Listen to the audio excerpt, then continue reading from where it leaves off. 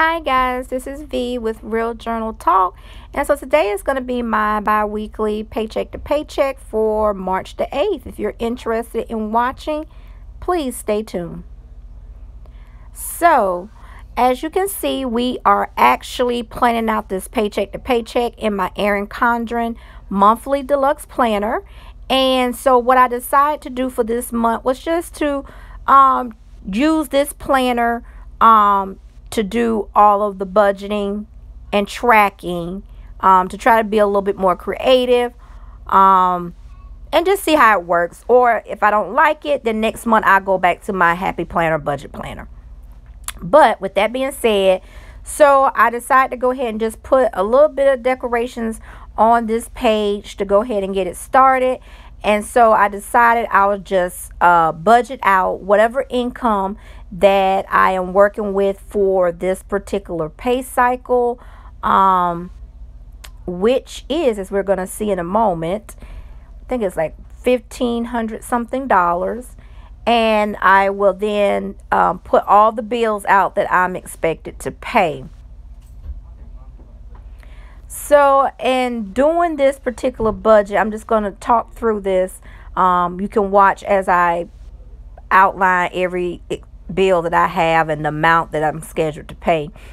But in doing this particular budget for this particular month, it's going to be a rough budget because I had a higher expense with one of my light bills due to some kind of issues with the equipment. So it made that bill go extremely high, which is not normal for my light bill. So that kind of took away some of the extra money that I normally would have for this particular my paychecks, but that's okay. It's here or there. So what I have decided to do was just to go ahead and just list. I changed the setup. I'm just going to list all the bills that I know that I'm going to be responsible for paying, regardless of the fact. So I'm listing out my credit union, which is $105, the project fund at $100, and here's the big whopper right here. This light bill was $650 and 31 cents or 21 cents. Then my loan payment of $122.52. Cell phone at $35. Landline, I think it was like $20.12. And cable at $105. So, once we get to the part, it's actually going to be total out to like $1,100 and something, I think it was. I decided to go ahead and then make sure I incorporate what my goal is. And my goal is to always try to save $50 a pay period, no matter what. Just because you always want to have something where you're putting to the side to try to build up some type of savings, or extend to whatever you have been saving. So let's see what we have here. I think I'm calculating it now. I just want to make sure I have the right amount. So as you can see, I'm adding up all the numbers for all the different bills just to try to figure out what I'm going to have left. And you guys will see shortly, this is going to be a real tight week for me. So there we go. It's $1,137.85. So I decided after doing this, I'm going to go ahead and do my savings, determine what I'm going to have left from the savings account.